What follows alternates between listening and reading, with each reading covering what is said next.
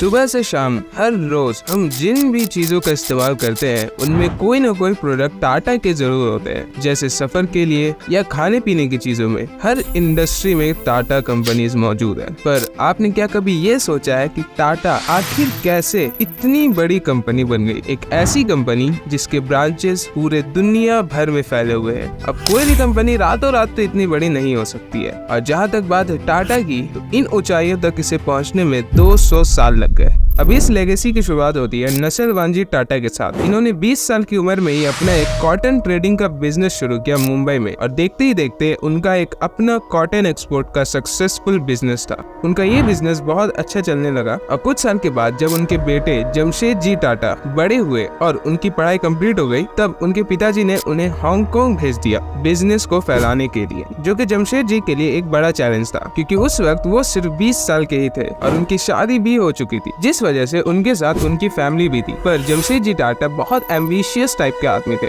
जमशेद जी ने 3 कॉन्टिनेंट्स पर अपने काम को फैलाया। इंडिया में कई सारी कॉटन मिल्स खोली, इंडिया का पहला 5 स्टार होटल खोला, होटल ताज। शायद आप में से बहुत लोगों को ये नहीं पता होगा, पर ये इंडिया का पहला ऐसा होटल था जिसमें इलेक्ट्रिसिटी थी, और ये होटल ताज आज तक इंडिया की सबसे प्रेस्टिजियस होटल्स में से एक है। इसके साथ ही साथ जमशेद जी ने इंडिया की पहली स्टील फैक्ट्री की कंस्ट्रक्शन शुरू की, पर इसे पूरा नहीं कर सके और ईयर 1904 में इनकी डेथ हो गई। जमशेद जी के कई सपने थे, जैसे कि एक हाइड्रो इलेक्ट्रिक पावर प्लांट खोलना, इंडिया में एक वर्ल्ड क्लास एजुकेशनल इंस्टीट्यूट खोलना, एक स्टील प्लांट एस्टेब्लिश करना और एक 5 स्टार होटल खोलना जिसमें सारे रेसेस के लोग जा सके। और अपने इन सभी सपनों पर वो काम शुरू कर चुके थे, पर अपनी जिंदगी में सिर्फ एक ही को पूरा कर पाए। पर जमशेद जी की लेगेसी को आगे बढ़ाते हुए उनके बेटे दोराब जी टाटा ने यह ठाना कि वो अपने पिता के सभी सपने को पूरा करेंगे। ये 1910 में स्टील प्लांट की कंस्ट्रक्शन कंप्लीट हो गई और इसमें स्टील की प्रोडक्शन होनी भी शुरू हो गई। अब उसी टाइम में फर्स्ट वर्ल्ड वॉर शुरू हो गई और ब्रिटिश एम्पायर को सख्त जरूरत पड़ी स्टील की। वॉर में जरूरत पड़ने वाले रिसोर्सेज बनाने के लिए, और ब्रिटिशर्स ने टाटा से स्टील लेनी शुरू की, जिसके बाद टाटा स्टील दुनिया भर में चर्चे पर आ गया, क्योंकि उनकी स्टील इतनी मजबूत थी कि जब उन स्टील्स के बने टैंक्स पर बॉम्ब भी गिराया जाता था,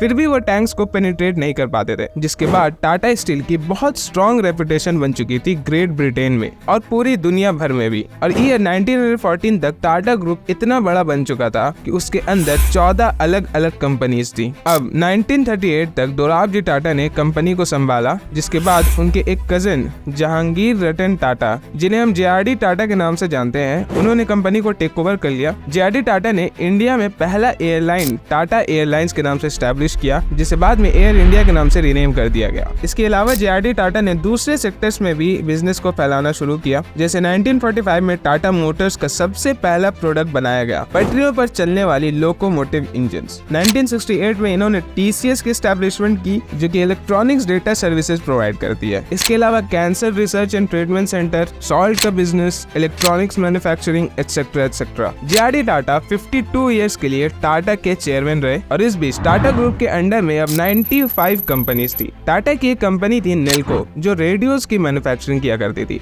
1971 में उसकी मार्केट शेयर 20% से 2% तक गिर चुकी थी। अब नेल्को जो लॉस पर थी, उसे ट्रैक पर लाने के लिए बुलाया गया जमशेद जी टाटा के ग्रैंडसन रतन टाटा को। ऐसे तो ये 1962 में फैमिली बिजनेस पर काम करने लगे थे, पर 1971 में इन्हें नेल्को को संभालने की जिम्मेदारी दी गई, जिस पर रतन टाटा ने कहा कि रेडियो की मैन्युफैक्चरिंग बंद कर देते हैं और नई टेक्नोलॉजीज में इन्वेस्ट करते हैं, लाइक सैटेलाइट कम्युनिकेशंस। और सिर्फ 3 साल के अंदर अंदर नेल्को प्रॉफिट पर आ गया और वापस से इसकी मार्केट शेयर 2% से 20% पर आ गई। जिसके बाद सीनियर मैनेजमेंट्स ने देख लिया कि रतन टाटा कितने कैपेबल हैं, और ईयर 1991 में उन्हें अनाउंस किया गया as a successor of JRD Tata, और रतन टाटा बन गए चेयरमैन ऑफ टाटा ग्रुप। और चेयरमैन बनते ही रतन टाटा ने दूसरी नई कंपनीज को एक्वायर करना शुरू कर दिया, जैसे कि टेटली टी कंपनी, जिसे $12 बिलियन में टाटा ने खरीदा। फिर यूरोप की एक स्टील कंपनी कोरस जायंट, जिसे $11 बिलियन में खरीदा।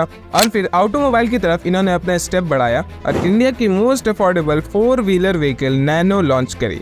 अब यहाँ ये कह सकते हैं कि इसकी एडवर्टाइजमेंट गलत हुई, क्योंकि मार्केट में इसे टाटा मोस्ट अफोर्डेबल कार या चीपेस्ट कार के नाम से प्रेजेंट किया, जिस वजह से बहुत से लोगों ने इसे लेना नहीं पसंद किया कि इस कार को लेकर हमारी सोशल इमेज डाउन हो जाएगी, लोग क्या कहेंगे वाली बात, और जिस वजह से नैनो अनसक्सेसफुल रहा। और फिर एक इंटरेस्टिंग चीज हुई, एक कार मैन्युफैक्चरिंग कंपनी जैगुआर जब डूब रही थी तब उसे बेचने की बात चलने लगी। अब जैगुआर को 3-4 कंपनी से ऑफर मिली थी, जिसमें से जैगुआर के खुद वर्कर्स ने ये कहा कि हम चाहते हैं कि टाटा हमें खरीद ले।